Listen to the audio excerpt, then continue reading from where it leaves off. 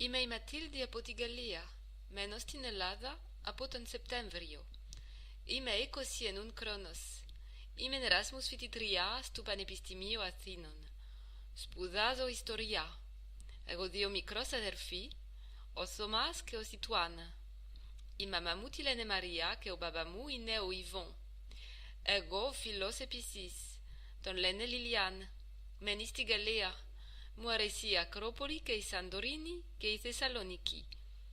Voilà ce que je suis capable de dire en grec jusqu'ici. Cela suffit au moins à engager la conversation avec les Grecs, avant de pouvoir lâcher ma phrase fétiche, Milate Anglica, ce qui permet, je l'avoue, une compréhension plus aisée pour moi par la suite. Quand j'ai choisi de venir étudier ici pour 6 mois, je ne m'imaginais pas encore à quel point j'allais m'attacher à ce pays magnifique. Tout le monde a en tête les cartes postales qu'on en reçoit d'amis en visite touristique. Désormais j'en ai des souvenirs personnels, forts et indélébiles. Ma ville, Saint-Malo, Bretagne, en France, a une devise. Malouine d'abord, bretonne ensuite, française s'il en reste. Maintenant, il faudrait que j'y intègre athénienne. De cœur, tout du moins. La première étape à ce voyage ne fut pas facile. Comment condenser tous mes vêtements fétiches en une seule valise de 23 kilos?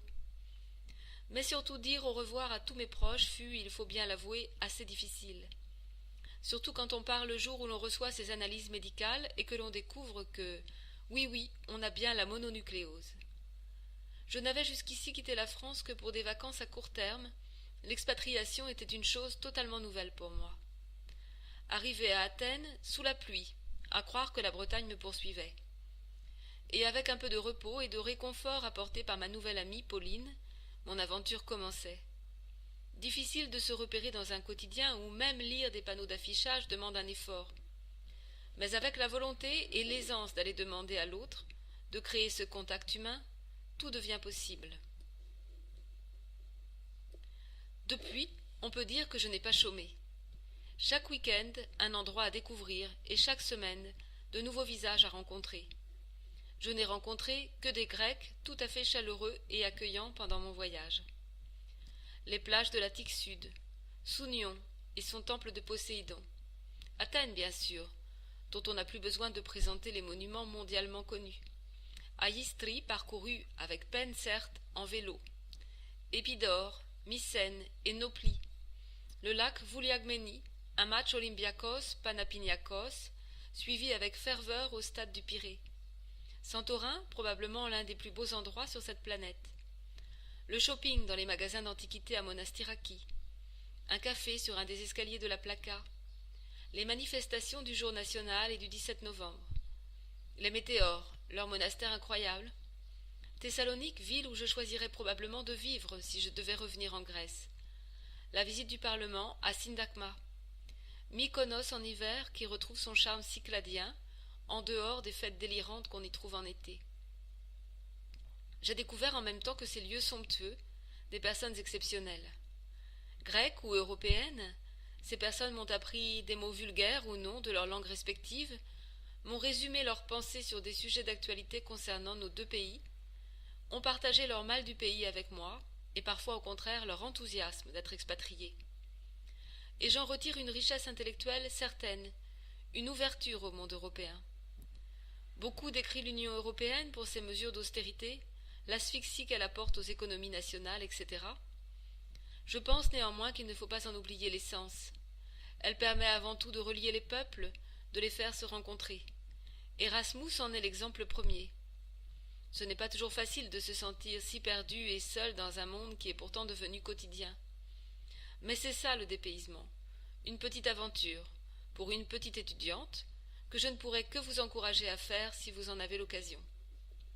Partez où vous pouvez, comme vous en avez envie, ne donnez pas d'importance à la langue parlée ou au « on dit ». On n'est jamais de bons conseils, seule votre expérience comptera. Si j'avais écouté seulement les médias, ou même les Grecs parfois, si je m'étais cantonné aux a priori attachés à la Grèce, je n'aurais pas pu juger par moi-même de l'ampleur de la crise économique, des tensions sociales, des violences policières. Mais je n'aurais pas non plus découvert l'histoire trépidante des XIXe et XXe siècles grecs, la construction de cette nation pourtant millénaire, ses problématiques de territoire, de langue, d'immigration récente, d'équilibre souvent difficile entre démocratie et totalitarisme, de conservatisme moral et religieux. J'ai choisi le bon pays dans le sens où je voulais sortir de mon quotidien franco-français pour un temps, confronter ma culture à celle de l'Europe, et c'est un pari gagné pour moi, au niveau culturel d'abord, mais aussi dans toutes les problématiques que l'on peut suivre jour après jour dans l'actualité. Vivre à l'étranger, c'est s'ouvrir à l'inconnu, découvrir tous les jours des choses nouvelles, que ce soit des choses traditionnelles comme la gastronomie ou la façon de se dire bonjour. Oui, cher Français, tout le monde ne fait pas la bise 3 fois. Ou bien des choses plus officielles, le monde universitaire dans un pays autre, l'administration, le statut d'étudiant, etc. Je suis heureuse d'avoir franchi le pas, même pour 6 petits mois qui se révèlent passer à une vitesse totalement folle.